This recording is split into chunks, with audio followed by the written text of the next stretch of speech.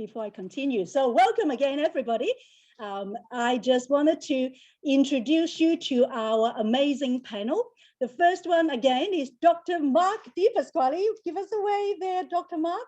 All right, Dr. Mark completed his chiropractic degree in 2002. He has since been practicing in the northern suburbs of Melbourne. Mark also represents his community as the Bakewell Ward Councillor. He lives in McLeod with his wife, beautiful Christine, and 3 beautiful daughters. And you often find him cycling, running, playing golf, or on camping trips. And Mark is really, truly an outdoorsy doctor. So without further ado, Dr. Mark, over to you to share with us. Thank you so much. Thank you, Kitty. I'll just get off mute there. Thank you very much for that introduction. Well, welcome everybody. Thank you for being on the presentation today. Men's health does matter. Before I get started with my part of the presentation, what I'd like to do is I'd like to actually share my screen so that I can share with you the other 2 speakers who will be imparting their experience and their knowledge for us today. We have Hong Tan, who is our wellness advocate. We also have Ken Fong, who is our global health advisor. Now, everybody, this is part of, if you didn't know, International Men's Day was yesterday. So this is part of that celebration. What it's our intent today is to impart some knowledge with regards to men's health, because prevention is better than cure. Today from me, you'll hear about the immune system and how important that is. You'll also hear about heart health. From Hong Tan, you'll hear about metabolism and muscle. And then from Ken Fong, you'll hear about prostate health and also joint health with regards to men's health, because men's health matters. Now, I'll get straight into it. I'm going to set the scene here. Our current state of health is that in the world, heart disease is the number one cause of death in our country. If you didn't know that, according to the Heart Association, 1 person dies of cardiovascular disease every 34 seconds. So it's something that we all need to be aware of. Now, secondly, too, the number 2 cause of death is cancer. Approximately 50% of our population will be diagnosed with cancer. 1 in 4 males will die of cancer, and 1 in 5 females will die of cancer. Now, I don't mean to tell you this to scare you. These are just the numbers, and this is what we're dealing with. So this is why we've put on this presentation today, to help men to become healthier so that we don't have to be part of those statistics.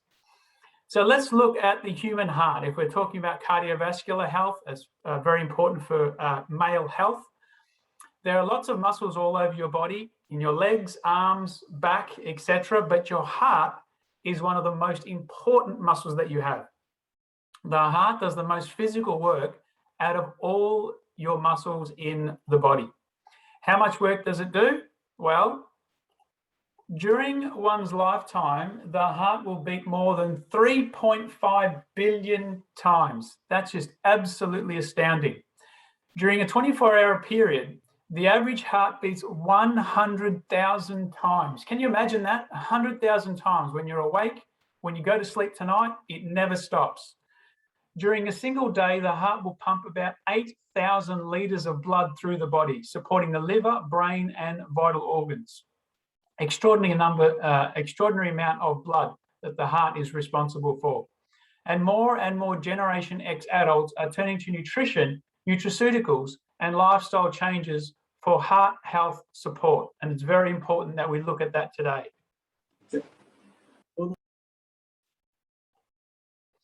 So with regards to heart health, in addition to watching your weight, getting regular exercise and eating a healthy diet, it is essential you appreciate the number of ways you can support cardiovascular health, all to create a life with more energy, endurance, and independence. And this is why we're paying attention to this today, is because that's what we want in life, especially for men as we get older. We want more energy as we get older, we want more endurance, and we want more independence as we get older too. Now, let's look at the progression of cardiovascular disease. If we're talking about men's health in the later years, we must be aware that also there are studies which show that there are clogged arteries even in the younger generation happening. So Children between the ages of 2 to 15 are showing signs of clogged arteries already.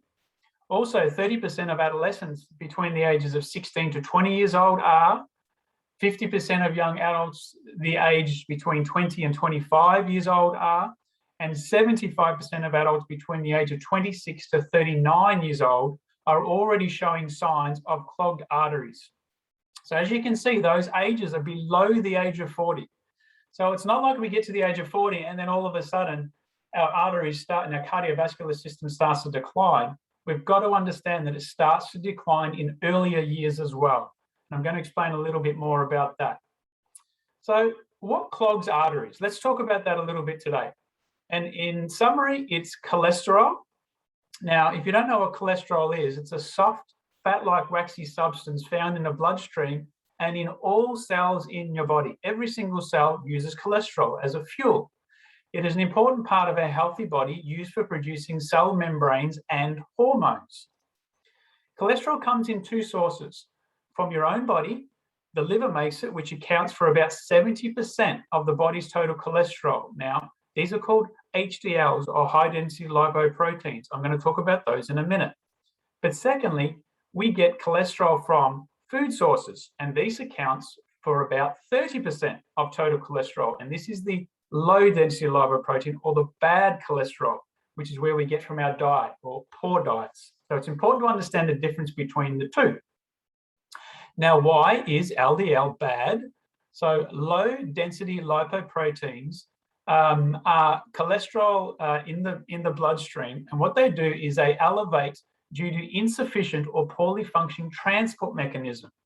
This increases the probability of LDL slowly building up in the inner walls of the arteries, reducing oxygen and nutrient supplies to the tissues. You've got to imagine your blood vessels are like, hoses. And inside those hoses, cholesterol can actually cling to the inside walls or the inner walls of the arteries, and they can actually get larger and larger. So this is what we don't want. This is why we don't like LDLs. But why is HDL good? Well, about 1/3 to a quarter of blood cholesterol is carried by HDLs or high-density lipoproteins. HDLs tend to carry cholesterol away from the arteries and back to the liver where it is excreted. So it is important for cholesterol to be going through the body. All cells use cholesterol, but it's important that cholesterol is in the correct place, not in the arteries, but actually in the cells. So the HDLs are what we need more of, and we need less of low-density lipoproteins, which we get mostly in diet. So that's a bit of a summary with regards to cholesterol and how it impacts male health. Now, here is a heart health product, omega-3 fish oil with vitamin E supplementation. And what it does, it actually provides a total of 3 grams of EPA and DHA per serving. Now, studies show us that this amount of EPAs and DHAs are the optimal amount for cardiovascular health. Taking fish oils as a supplement is a safe, effective alternative to eating fish for people who don't like it or who can't consume enough to reach effective intakes of EPA and DHA. So as an example, this is a very good source of the good cholesterol that we want in our body to help us with our health. There are many, many examples that I can use with bad cholesterol. Fried foods, fast foods, those sorts of things load up our blood vessels with bad cholesterol, and that's what we don't want. We want to stay away from that as much as we can, and we want to stay away from that from a very early age if we can as well. Also, Isotonix Opc3 is very, very important for cardiovascular health as we age. Now, the magic ingredient in Isotonix Opc3 is pycnogenol, which is an extract from pine bark, maritime pine bark. The basic properties of Isotonix Opc is it is a very powerful antioxidant. It contains a unique combination of 5 bioflavonoids, one of which is the most clinically researched pine bark extract, pycnogenol. It has a multitude of health benefits. Now, pycnogenol itself has over 500 published studies. It's the world's only isotonic capable form of pycnogenol, and pycnogenol is one of the most clinically researched natural substances. Now, Francis, using Isotonix OPC, says, I usually have skin allergies. After taking OPC3 for For a month, my skin became soft again. My eyes feel less dry as well.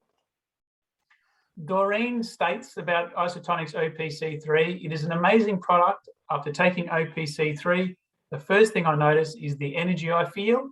It also helps me with good immunity. I find that I don't catch cold and flu easily. That's fantastic. And Tina, Isotonix Opc3 has helped me tremendously with my hay fever and sinusitis.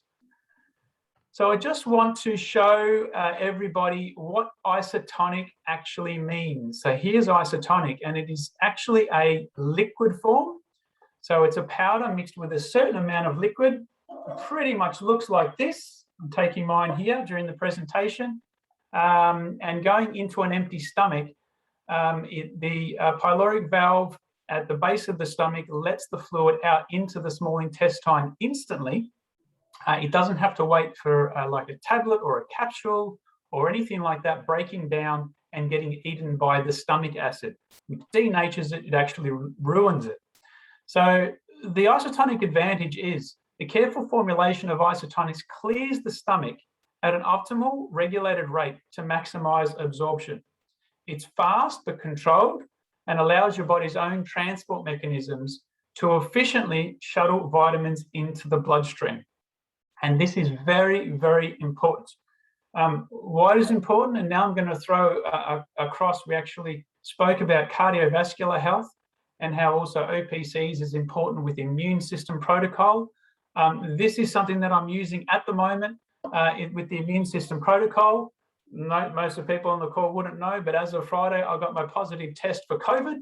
So COVID positive here, but well and truly passed and no problems whatsoever. And that's, I put it wholly and solely down to the isotonics, having taken those for the last weeks. And this is the protocol. I'm just going to go through the protocol with you. To keep our immune system boosted, which we should actually do at all times, basically, not just times when we're fighting viruses, etc. Vitamin D is essential, vitamin C is essential, oligomeric proanthocyanidins or OPCs, which is the OPC3, is very essential as well.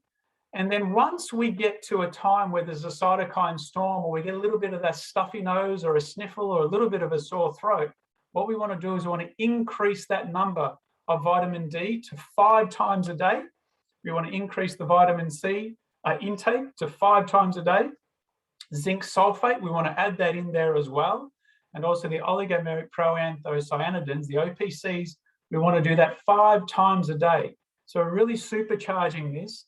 This is what it looks like. So that's an immune system kit that we actually use in the practice. I've been helping many, many families, many members of my community through with regards to COVID as well. And hey, this is my turn at the moment. So this is one of my 5 doses for the day moving forward. That's what it looks like. And Paula is, so using the Isotonics Immune Kit helped me and my family through COVID with confidence. My in-laws also made it through with minimal complications. Thank you, Dr. Mark. So I don't want to take any credit for that, but having the confidence of and the confidence of the Isotonics and the delivery system is supreme and an ultimate in going through any type of challenge that we're all having to face at the moment. So my message for today is for men and for everybody, stay on top of your health because that's exactly what we want to do. So now I want to throw to Kitty or back to Kitty so she can introduce the next speaker. Thank you, Kitty. Great, thank you, Dr. Mark, for that very informative and amazing presentation. And next up, we have the Mr. Hong Tan, who is a wellness advocate. Okay, so we're going to be showing his screen. Ken? Okay, so Hong, if you can unshare that so that we can actually show your credibility first. Oh, okay, sorry. Okay, so Mr. Hong Tan is a wellness advocate and he is involved in the wellness industry. He's been doing that for over a decade now. He's passionate about health-based education and helping others live a healthy lifestyle and age well.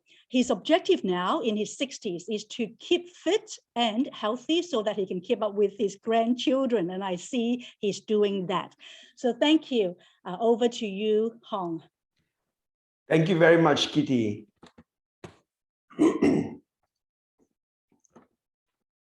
Okay, this afternoon, I have got the pleasure of introducing an issue, a health issue that actually happens to both men and women. However, for the purposes of this afternoon, we're going to concentrate a little bit more on the men. So it's called sarcopenia. And sarcopenia is a natural part of aging. And what happens is that men loses muscle as we age. So what would typically happen is that from about 30 years old onwards, 30 years old onwards, men will start losing muscle. And what the statistics shows is that every 10 years, men could lose as much as 3 to 8% of muscle.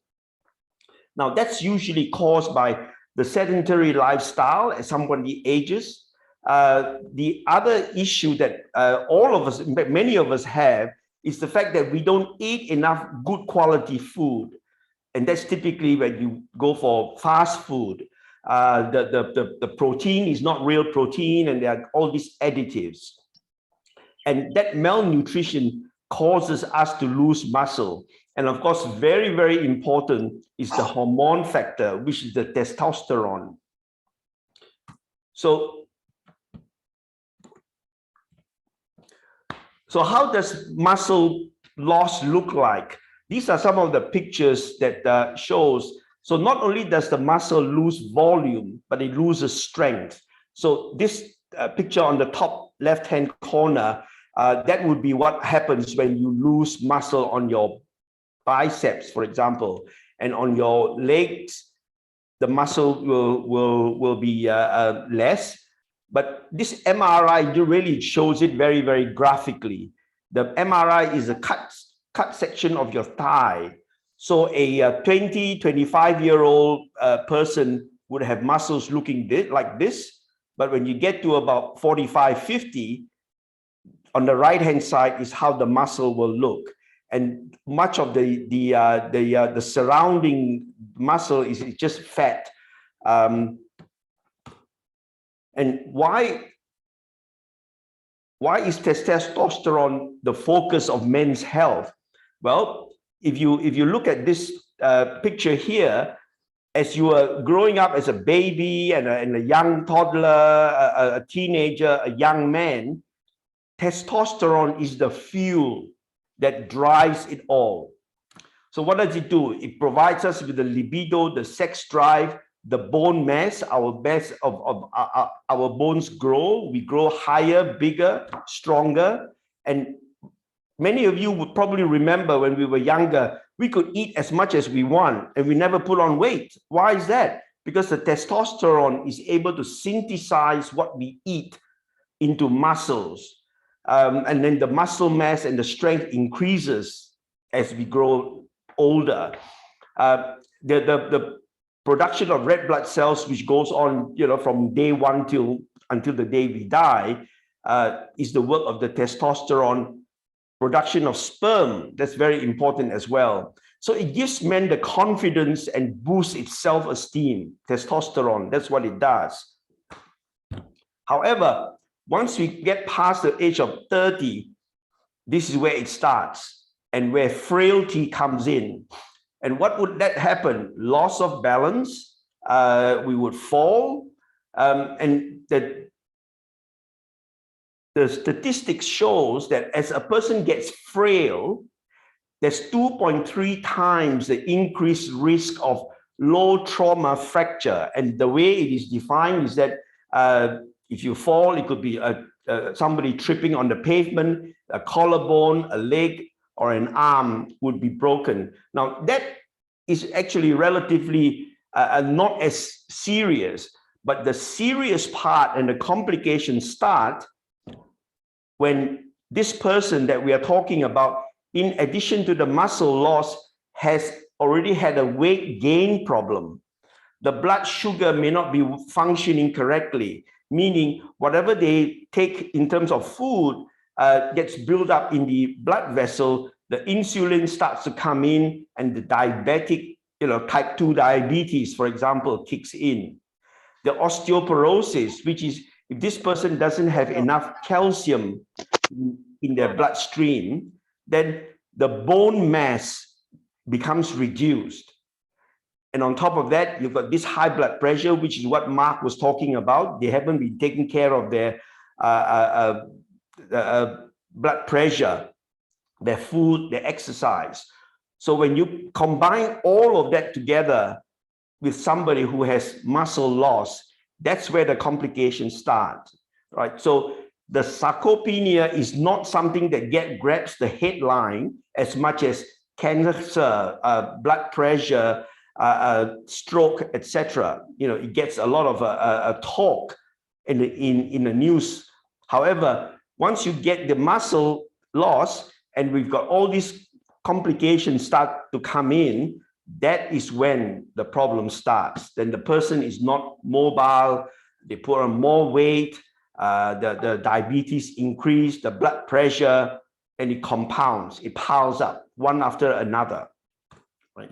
Now, what we have got is a solution that we call it the Transition Lifestyle Solution, TLS. And what this TLS does is got 4 basic components. The first one is the low glycemic impact eating. Now, I don't know whether many of you understand the difference between low GI or low glycemic index versus a high glycemic index. So a quick and easy way of explaining it would be as follows.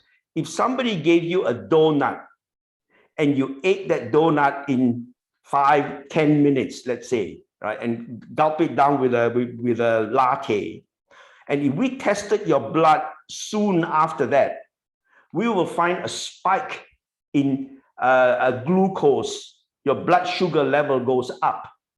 And what happens then, the body will get the insulin to kick in and say, okay, look, we need insulin to get this glucose into our cells for energy to use it, because we don't want to have the sugar running around in the blood system.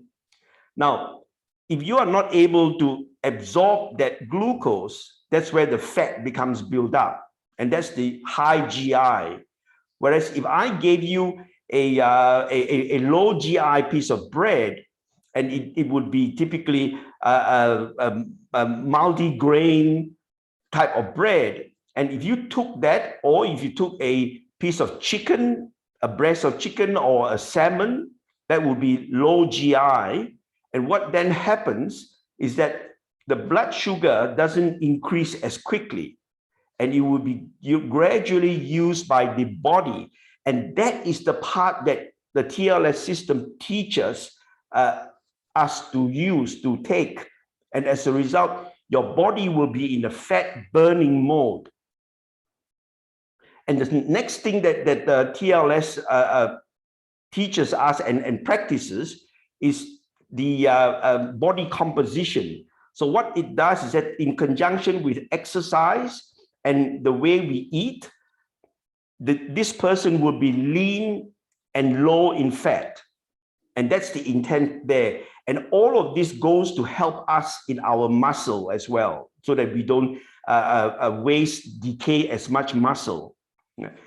Plus, we have the science-based supplementation that is being provided. And this is the part that helps us make use of all the components we have in our body. Now, together with all of that is the education and the coaching. And what do we mean by this? This TLS solution is not a one-size-fits-all.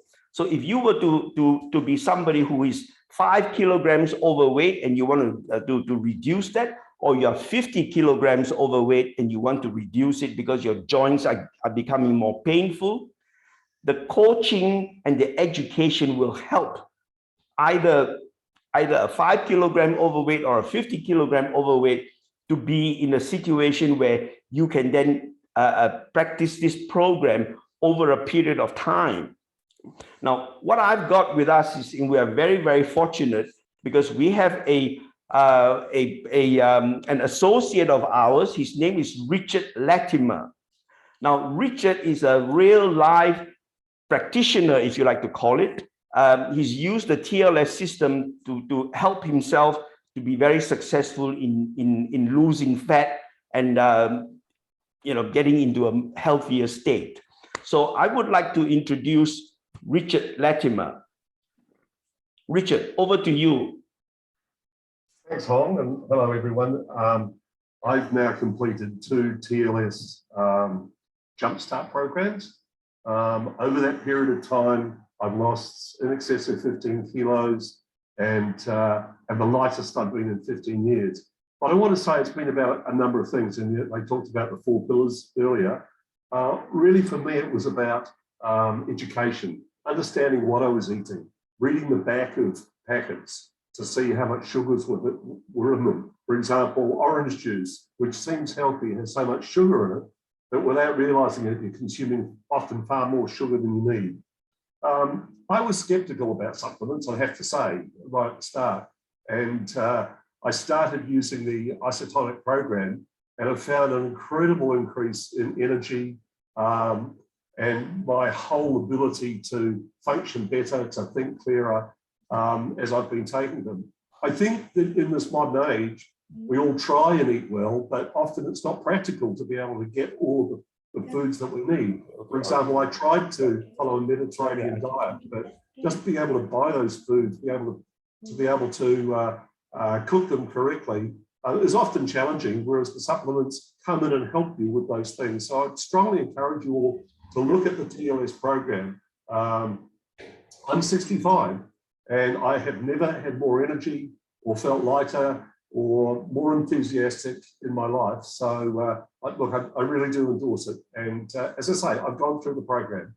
I think the other big part about the program is having a coach, having some accountability. And Kitty has done a great job coaching us, keeping us accountable, but also educating us about foods and about the way that we should go about it. So I'd encourage you all, if you are concerned about your health, then you should really consider a TLS program. And I love the saying that health is wealth, because it doesn't matter how much money you've got, if you're unhealthy, life can be a drag. As I say, I feel very rich nowadays. Thanks, Hong. Thank you very much, Richard. If you could unshare, I will put on a slide where all of us from Singapore, Malaysia, and Australia. Oh, it's not sharing, is it? Okay, all right. Okay. One of the slides that I wanted to show is that Richard mentioned the TLS 30-day Jumpstart program. So what we've got is for each country, we've got a different package. So for Singapore, Malaysia, and Australia, this would be the Jumpstart kit. So Richard talked about the fact that he has been through 2 of these programs. So what we believe, this is a way where all of us could do this.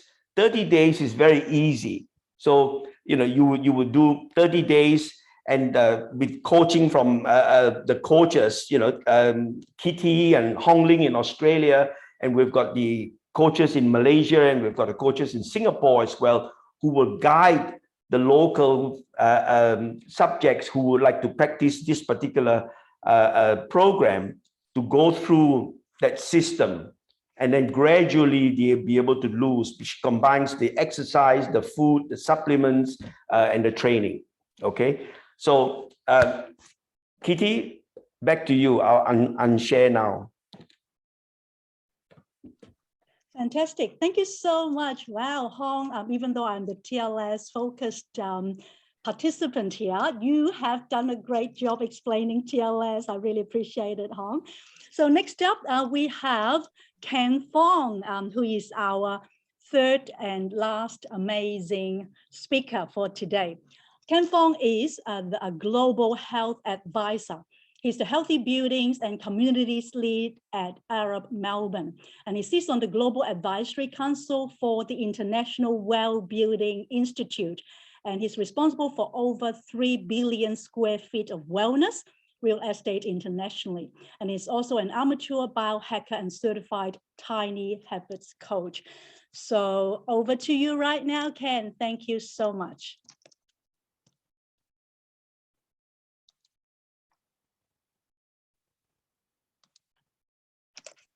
Thank you. Eventually, one of these days, I'll figure out how to unmute. Hi, everyone. It's an absolute pleasure of mine to be able to speak to you today. So I'll share my screen. We'll get right into it.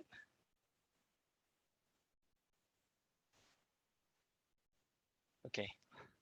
Hope you all can see that. Thank you for the introduction, Kitty. And it's really fantastic. We didn't expect such a turnout today. So to see in excess of 100 attendees, and many who couldn't actually make it register, that just brings joy to our heart as speakers. I drew the short straw today, so I'm going to talk about the most taboo subject of all, sexual health and prostate health, and I'll talk about them together because they do go sort of hand in hand. Now we'll start with the most uncomfortable one perhaps to speak about, erectile dysfunction, right? Let's kick it off there. It's actually a problem that's more common than men realize, or at least will admit. Sometimes we even lie about it, right?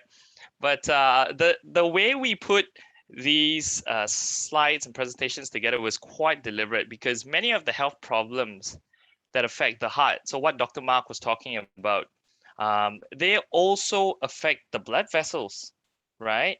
And therefore, it's the same thing that affects vessels in the penis, right? When we talk about erection, so poor blood pressure, right? Excessively high blood pressure, poor cholesterol levels, right? When you do your lipid testing, poor blood sugar control, right? These are all associated problems, right? That can affect this thing in men. And just think about it this way, right? Your physical endurance, that relies on sufficient blood flow to your organs and your muscles, right?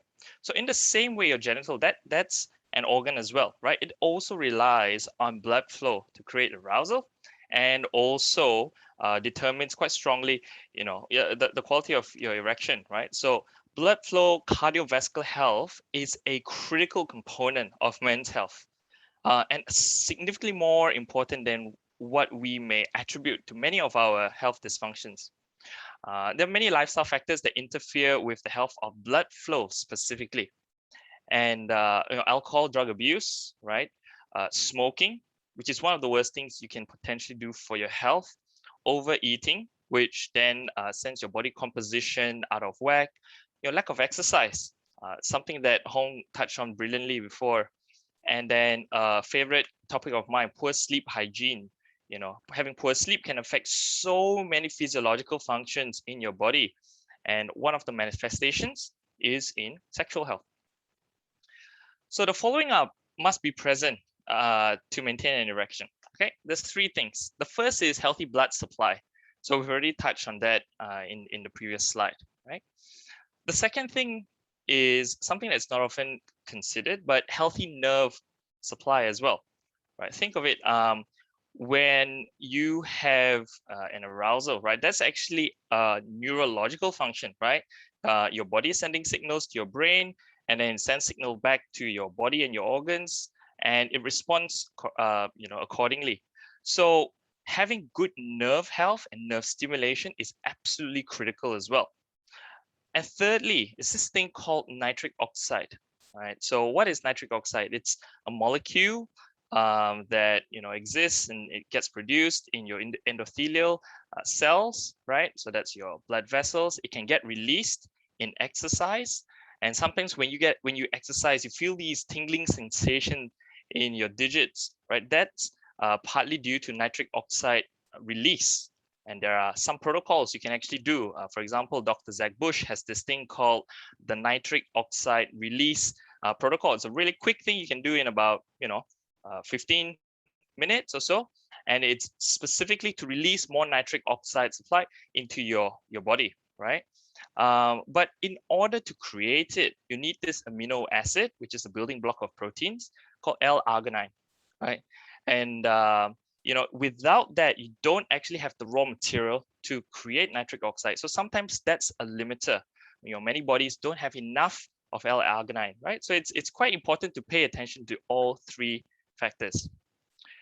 Now, here's a surprising thing. Many people associate poor sexual health with just testosterone straight away. But in fact, that probably accounts for just less than 10%. More than 70% can be associated with two things: poor cardiovascular health and poor blood sugar control, right? So if your blood sugar is your fasting blood glucose is too high, that is indicative of a big problem. You may be pre-diabetic or diabetic, right? And then the flow-on effect is poor sexual health. And as men age, right, or as our fat percentage increase relative to muscle percentage, then testosterone control and utilization becomes a much bigger issue. So Hong's already touched on this. And therefore, right, hormonal health, cardiovascular health, blood sugar control, they all have to be looked at together holistically. And I'll give some tips, lifestyle changes as well, that you can actually do to ensure you've got optimal health in these areas. And like Kitty was saying as well, you know, many of these things we associate with natural or normal aging, but in fact, what we're actually experiencing can be accelerated aging. So I'm gonna just quickly shift over to prostate health. What is the prostate? You know, many men don't even realize there's this thing called a prostate in your body until something goes wrong and a doctor tells you about it. It's a walnut sized gland, and it produces, you know, semen, and it's also involved in testosterone activation, right? So it converts testosterone into its active form, DHT. Now, as men age, your prostate cancer risk also increases. And it's a very steady increase, almost a linear increase with age. In Australia, it's the #1 most commonly diagnosed cancer. In Malaysia, it's actually the 4th highest for men. And in Singapore, it's 3rd. Just a few years ago, you know, it was like 7th, I think, about 2 years ago. But just in a few years, it's now the 3rd highest in men. And the key to prostate health is lifestyle factors and nutrition, right? You heard me, lifestyle factors and nutrition, not medication. If you have to get to medication, you've perhaps gone, you know, like there are many things upstream that you can actually fix, right? In order to reduce reliance on that. So one of the key things you can do is to consider PSA testing, and that's prostate specific antigen testing. And once you hit about 50, you should speak to your physician about getting this test done for yourself. So why look for natural methods for aging, control, and prostate health? Well, the simple answer is that if you rely on medication, just know that much of it, yes, they can help with the symptoms, but they're synthetic. And anything synthetic that goes in your body needs to be metabolized, used up, you know, destroyed if you like, and then expelled by the body. And sometimes too much of it can create toxicity in your body, which has many side effects as well. So if we look at natural support, one of the things you might know as well, heard of, is ginkgo biloba, something that particularly in Chinese medicine and all is well known to actually promote good sexual health. But the way it works is by improving blood circulation, and it helps to maintain relaxed, vascular, smooth muscles, right, and the health of them in the male sexual organ.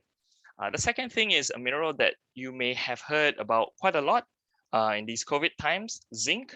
So it's a fundamental function in promoting immune health. But did you know it is also critical in testosterone physiology, right? The use of and the creation of testosterone as well.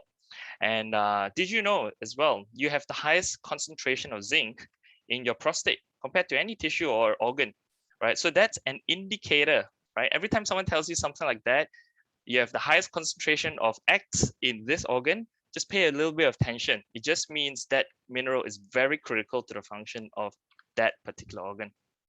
Another mineral, selenium, like something you can get from Brazil nuts. You can take 3 or 4 of this every day, but many of us don't. And so we somehow don't get enough selenium in our daily diet. What's its function? You may have heard of this thing called cancer. We've talked about that a lot. One of the causal factors of cancer is unmitigated DNA damage. What does that mean?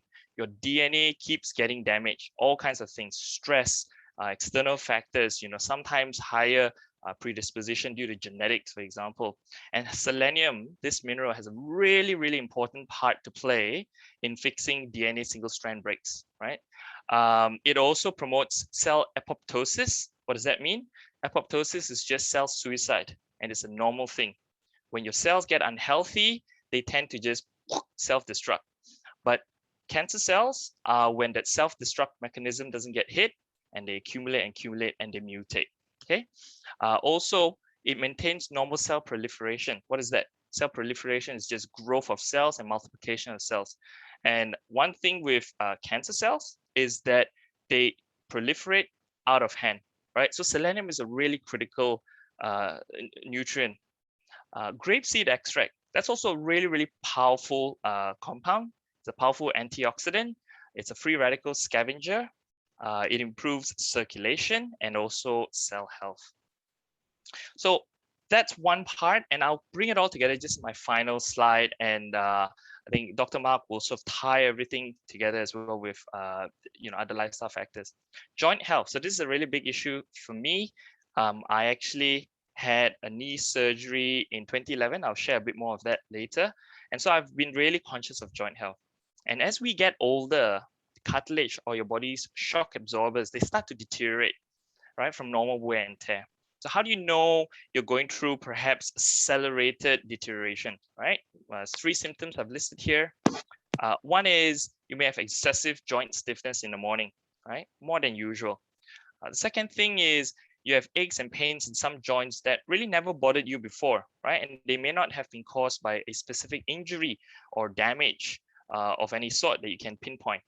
The third is that the joint itself may be a lot more sensitive to touch. So if you see any of these 3 symptoms, you should be considering, okay, what you can do to sort of improve your joint health. So think of it as, a good analogy is the threads on your tire, right? Over time, they wear off, right? And that's how cartilage can wear down as well, right? Over time, it tends to break down. And as you age, without nutritional support, you may not have the raw materials to actually build it back quick enough. So what are some factors that contribute to good joint health? The first is that you focus on the key pillars, right? Diet, eating healthy, exercise, and supplementation if you can't get all the nutrition you need from your diet, which is pretty much most of us in the modern world. Movement is absolutely key, right? It's counterintuitive, but moving more, progressively more over time actually helps joint health, right? So the worst thing you can do if you have poor joint health is to not move it. Right? You need to get active. You need to start putting a little bit of weight on it, get it used to handling all those shocks and movement. Maintaining a healthy weight, right? You don't need excess weight and pressure on your joints as well. Understanding your own individual or genetic risk. So in my family, we have a higher predisposition towards poor joint health later down our years, right? My dad is here, my mom is here. I mean, of course, they know what we're talking about. So understanding your own risk as well, so you can have a personalized program for yourself. Recognizing overuse or repetitive injury, right, at work and play, even using the mouse excessively without rest or in poor posture, these things can accelerate joint degradation. Okay, so what kind of nutritional support factors can you use? Glucosamine is something that many of us would have heard about, especially as we age. And it's one of the things that pretty much most experts agree on is a critical component to good joint health. Glucosamine is in food sources, it's just not readily available or has relatively poor bioavailability. So even if you have food, right, that has glucosamine, you we'll need to eat quite a lot of it, right? So supplementation sometimes is the fastest and best way of getting good amounts of it, especially when you need it more as you age. Hyaluronic acid, that's also something you may have heard more so in like skincare settings. It inhibits enzymes that break down cartilage. So the more of it you have, the slower your breakdown of cartilage as well. And it also enhances the synovial fluid production, right? And so those are sort of lubricating fluid in the spaces of your joint. So you want a lot more support there. And finally, pycnogenol as well. That's another fantastic compound, and Dr. Mark's already spoken about that. So one of its key uses is inhibiting overactive inflammatory processes. Some of you may have heard that most chronic disease, you can trace it back to a single source, which is inflammation. And so if you can get inflammation under control, you don't just fix joint health. There are many other body processes that you can fix as well. And it also gives temporary support from joint dysfunction and also from daily activities. So I've only got just one slide talking about products. This is one product that I personally use as part of my recovery. So, it's the only product in the market that delivers glucosamine and pycnogenol in isotonics form. It's really a winning combination. And so we've talked about glucosamine and we've talked about pycnogenol. I'll share my story a little bit on the slide. So like I said, in 2011, I had a full knee reconstruction surgery. I had a torn anterior cruciate ligament from a soccer injury, and also had severe torn meniscus, which are also like shock absorbers on my right knee. And I went through a very long recovery process. Didn't diagnose it quick enough, so I actually made the damage even worse. And so after the surgery, I tried to get back into sports, and quickly found that I just could not. Recovery was not good, even with physical therapy. So that went on for about 6-7 years, basically, where I couldn't really even run. I couldn't really engage in any physical activities. And someone I knew actually introduced me to this product. And I was actually, I was taking a lot of supplements already, but I just thought, nah, I really don't need any glucosamine. I'm not an old man. But you know what? Because I knew this person, I thought, look, I'll just give it a go. I tried it, and it took really about 3-4 months before I realized the low-grade pain in my knee had sort of disappeared. That was just under 2 years ago. And if I fast forward now, I'm basically back playing soccer. I go for runs multiple times a day. I'm probably as fit as I've ever been. That low-grade pain is completely gone. I still do feel some pain when I go really, really hard and actively engage in sport. But for the most part, I would say it's at least 70-80% much better. And especially because I know from that surgery, my risk of arthritis in later years has increased by about 300%. So I got to look after it really carefully. So what are some other support factors for bones and joints? As I just close it off, vitamin D3, calcium. We've already spoken about the importance of calcium. One of our other speakers, calcium and D3, they support the production of several proteins. D3 works with calcium for absorption into body. Vitamin K2, especially methaquinone 7, is really important, because if you've got too much calcium, but it gets sent to the wrong places, it might get sent to blood arteries, rather than bones where you actually want it to be stored. Manganese as well, that's a really important mineral. It supports normal formation of connective tissues and bones as well. So just final slide, lifestyle factors. Think of the big 5. First is movement and fitness. Really, really important. Get regular movement, get the joint of concern moving, and progressively moving more as you can through some therapy program. And so the other thing you can do is lift something heavy every day, right? Secondly, nutrition.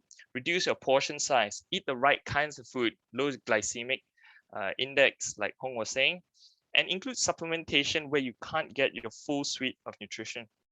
Thirdly, know your biometrics, things like your basal metabolic rate. That's a good indication of metabolic health, right? How many calories you burn when you're doing nothing. Know your percentage of body fat. Know your fasting blood glucose and insulin. And 2 more, address stress in your life. That's like a really massive modern killer, stress. Learning how to manage it. And there are also supplementation that can actually help you manage that if you need. And finally, stop smoking. So thank you everyone for your attention. I'm gonna hand it back to Kitty, and I hope you got something out of this presentation.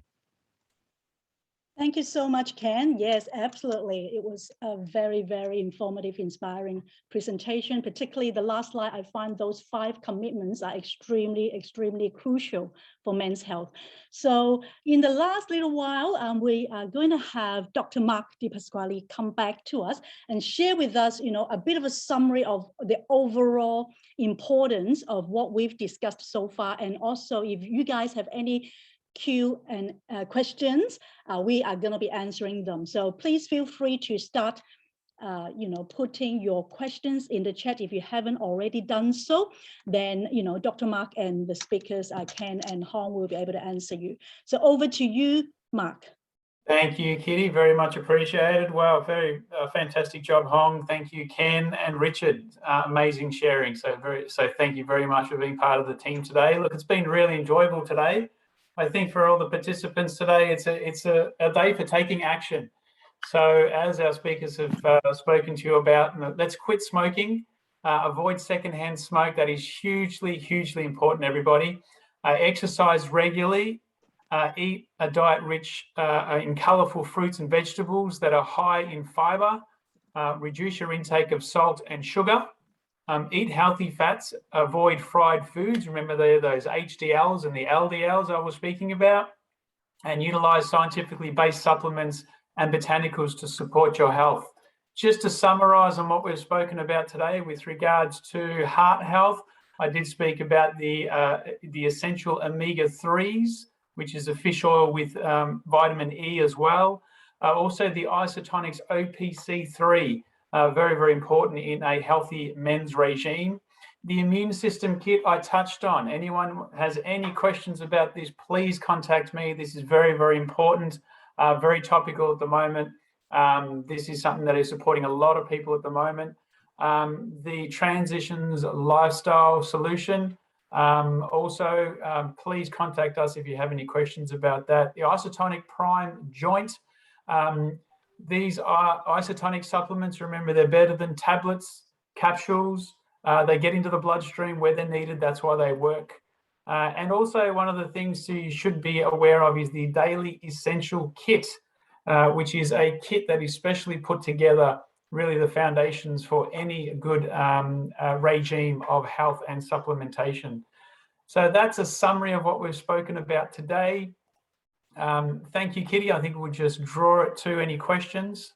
Fantastic. I can see in the chat from different participants here saying that excellent webinar, excellent presentations. Thank you, Dr. Mark. Thank you, Hong and Ken, and full of information. So I've had a plethora of praises over to you, 3 amazing presenters. Now, we've got a question here. I thought there is a prostate supplement that we can use. Is there a particular one? Anyone can answer that? Is the question from Australia, Kitty? Let me see. Mabel Wong. I think it's Malaysia or Singapore. Mabel. I think Singapore and Australia have access to the prostate It is health global one. only. That's yeah. correct. Yes, so global only, but unfortunately, it's not available in Malaysia. That's fine. For those of you who are in Malaysia and in Australia and Singapore, it's called Maximum Prostate Care. Maximum Prostate Care, and you can get that in global. For those of you in Australia and I think Singapore, you can get it as well, Shop Global. For those of you in Malaysia, perhaps down the track, we will have that. Certainly a great product. Yes, thank you for that question, Mabel. And what else? Let's have a look. I think it's mainly saying that all the information, taking action is very important. I was expecting some really hairy questions, Kitty. Hairy question? We must have answered everything. Do you have one, Mark? There is a raised hand from Richard. Okay, Richard, do you want to share? Yeah, yes, please. First of all, thanks for the 4 speakers. That was absolutely magnificent information. Now, generally on supplementation, one, how does someone know that they need certain things to supplement what they're lacking in their diet? And the second question is, can you over supplement in any nutrition that you take? Okay, Dr. Mark, would you like to answer that?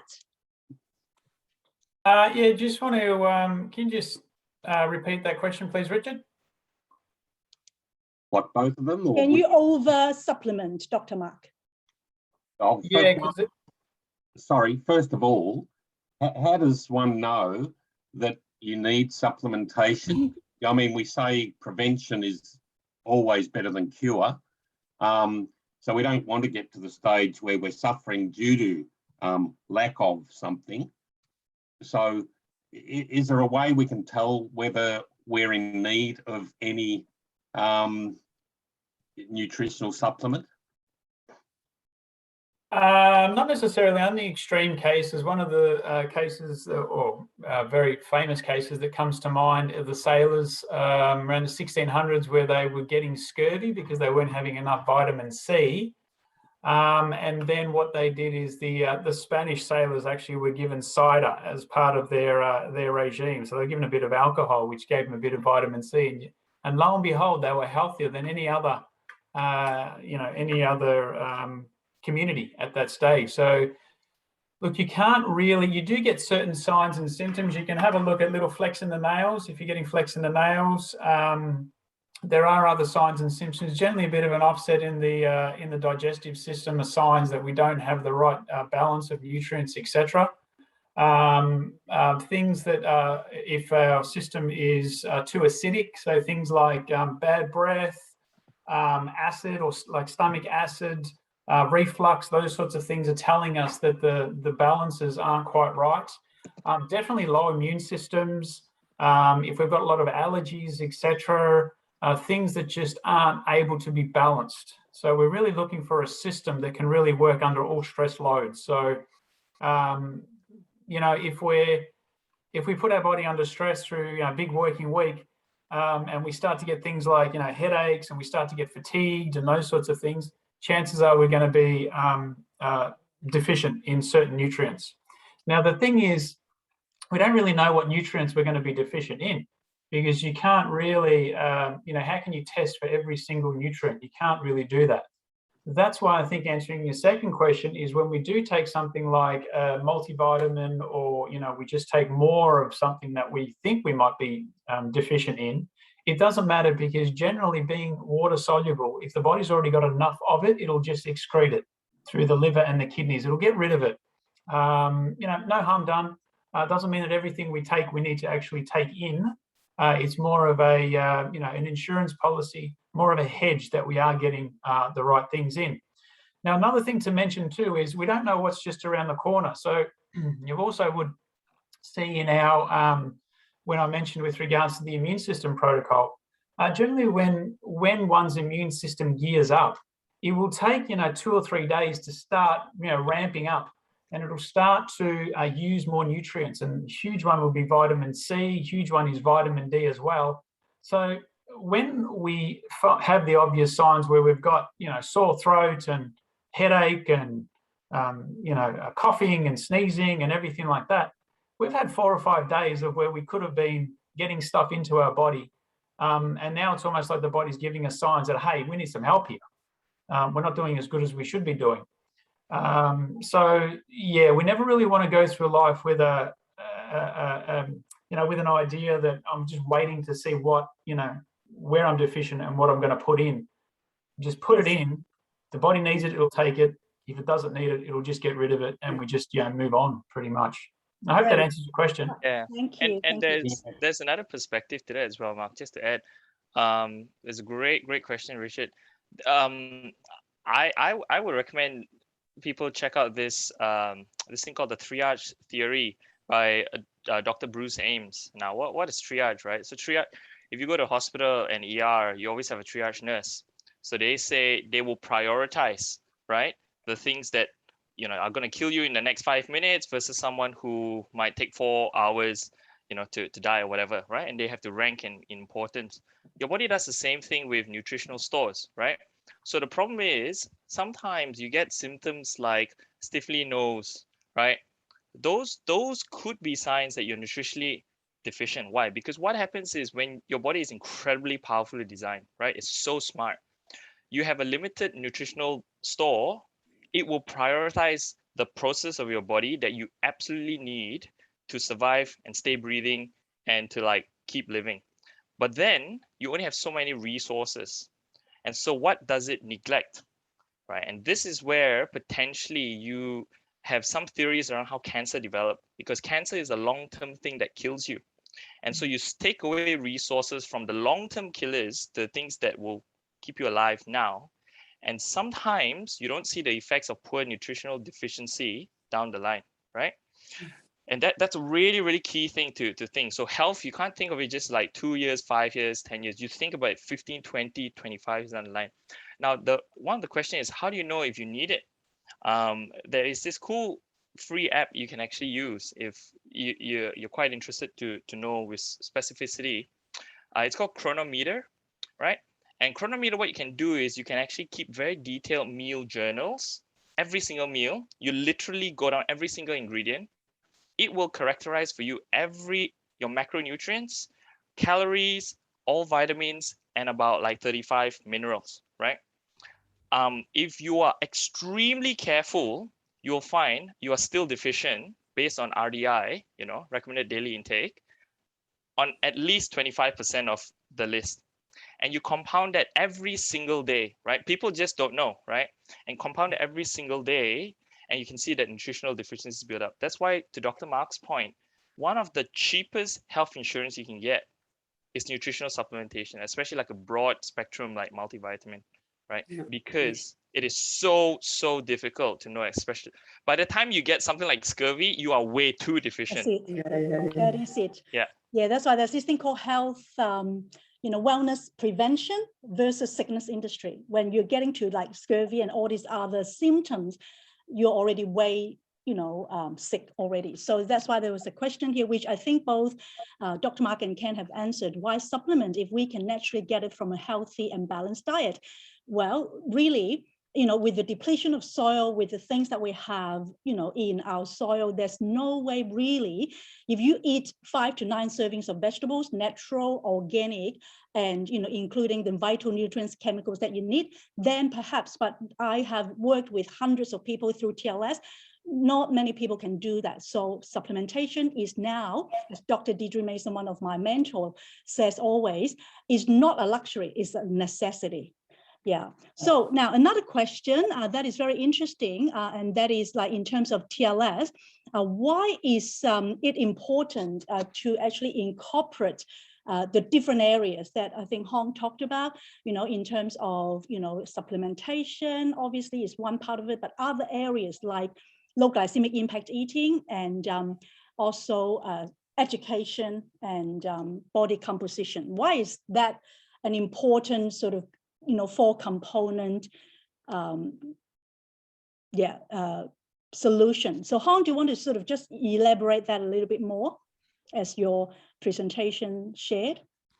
Yeah, I suppose our body is a feedback loop, right? Everything is connected to everything else. So if you as an example, it would be if you took a lot of, like the example I gave, the high GI type of food, then what you're going to have is your body is there's glucose running around, and if your cells are not able to absorb it, then that is very, very bad for your health. But if you also then have a lot of insulin running around that cannot be used effectively, then you will eventually develop what's known as insulin resistance, whereby nothing else works.